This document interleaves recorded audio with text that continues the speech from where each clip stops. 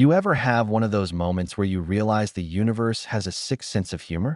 Because I'm standing on my own dock, looking at a woman in a $1,000 pantsuit with a leather duffel bag big enough to hold a down payment on a jet, and she's expecting me to cough up a fine for swimming in my own damn water. That's Veronica Ashford for you. Queen of the Sunset Cove HOA, terror of the Florida Keys, the kind of lady who'd send a SWAT team after a kid for skipping a recycling day. What she doesn't know is that I've got the Coast Guard circling overhead and the FBI tucked behind those mangroves, just waiting for her to make her move.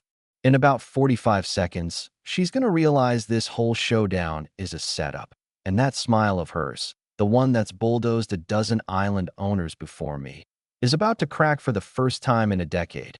But hey, let me back up a sec, because you gotta know how I got here. My name's Stellan Cross, and up until 6 weeks ago, I was a marine engineer, just another guy building fancy yacht toys for people richer than God. Then my marriage hit the rocks. My ex, Lauren, took the Miami penthouse, the Porsche, everything that sparkles. She laughed when the judge awarded me this worthless hunk of mangroves, 47 acres called Meridian Key that my grandfather bought back in '52 for $8 grand. Joke's on her, right? She never even set foot here. What Lauren didn't know, and what no one but me and a couple of dead guys knew, was that Meridian Key isn't just a pile of mangroves. It's got deep water access, a hurricane-proof beach cottage, a lighthouse, and, as I discover, a bunker beneath the boathouse that didn't show up on any official record. 3 days after landing here, just when I was starting to remember what peace felt like, trouble arrived with the sunrise, a 60-foot Sunseeker yacht, and a woman who looked like a Florida real estate ad come to life, Veronica Ashford. She gets off that yacht flanked by 2 gorillas in black polos and some poor kid with a Geiger counter. "Mr. Cross," she says, drawing out my name like she's spitting out a lemon seed. "We need to discuss your illegal activities." I'm standing there in board shorts, clutching a cold coffee, thinking she's got to be joking. There's no HOA for 12 miles. This is a private island, bought and paid for. But Veronica's smile could freeze fire. "Your grandfather signed the charter in 1973, she purrs, flashing paperwork I'm sure she cooked up on her home printer. Unauthorized swimming. Contaminants. Fines. $1,000 now, 500 a day till I bow down and submit to a full environmental audit. If you've tangled with an HOA before, you know the drill." I laugh, and her face goes from cold to Arctic. Her muscle steps up, earpieces and all, snapping photos like I'm a terrorist. I ask her if she's for real, and she starts quoting maritime boundaries and protected sanctuaries. She gives me 48 hours to pay up or face more aggressive collection actions. Then her yacht pulls away, but not before her goons take a suspicious number of photos, especially around my boathouse. Here's where things get weird. I call my lawyer, Dmitry Volov, a Russian who could smell a property scam 3 states away, and ask if this HOA has any real authority. He goes silent, then mutters, "Stellan, this is not good. Veronica, she is not just HOA president. She's a Vor v. Zach one, thief in law."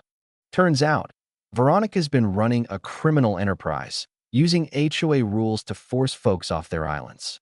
5 properties in 10 years, all seized over violations and flipped to her shell companies. But Meridian Key?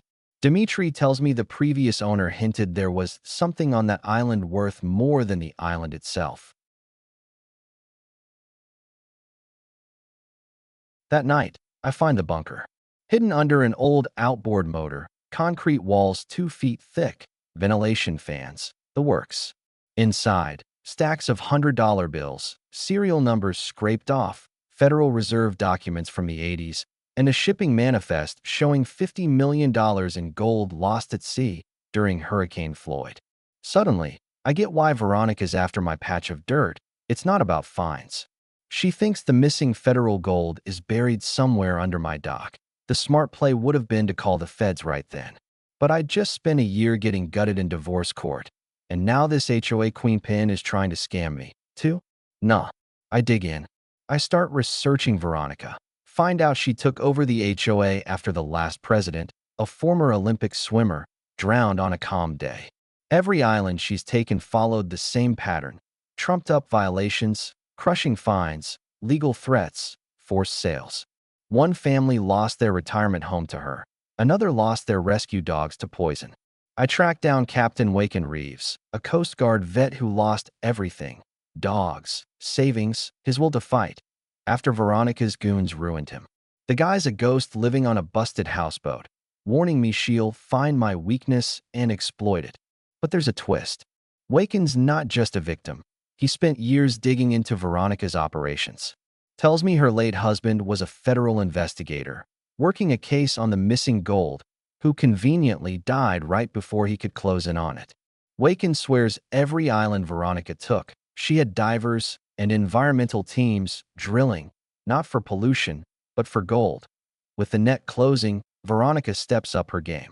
My dock gets plastered with phony contamination warnings, my power's cut, my waterline sabotaged. It's pure intimidation, death by 1,000 bureaucratic cuts. That's when I decide to fight fire with napalm. I reach out to E.A. Morrison, the HOA's treasurer, a single mom with a conscience, scared but clearly documenting everything. I bluff about Veronica embezzling hurricane relief money, and bingo, EA hands over a thumb drive with years of records, embezzlement, bribes, the works.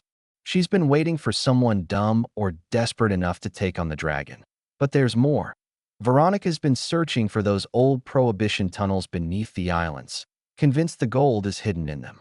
And now, desperate as federal auditors close in, she's planning something big, a final solution for my island. So I set the trap. Call Veronica, pretend to cave, offer to settle in cash. She bites, and I call Special Agent Darren Wolf at the FBI, lay out the gold, the fraud, the evidence, the plan. The feds set up, Coast Guard in the air, agents in wetsuits. But before the big sunset showdown, Veronica jumps the gun, shows up at dawn with her entire crew, crowbars, guns, the works that I barely make it into the bunker as they swarm my dock. Through the concrete, I hear them tearing my place apart. Veronica's screaming orders, desperate to find her gold before the law comes crashing down. She finally finds the hatch, storms in with her thug Bruno and her hired muscle, and demands I hand over the manifest. What she doesn't realize is that the FBI is listening in real time. I tell her, straight-faced, the gold isn't here. It was diverted before the hurricane, sent to a federal facility in Puerto Rico. The whole missing gold story just a cover for a Black Ops fund. She loses it, calls me a liar, ransacks the bunker, clings to stacks of old cash as Coast Guard loudspeakers blast from above.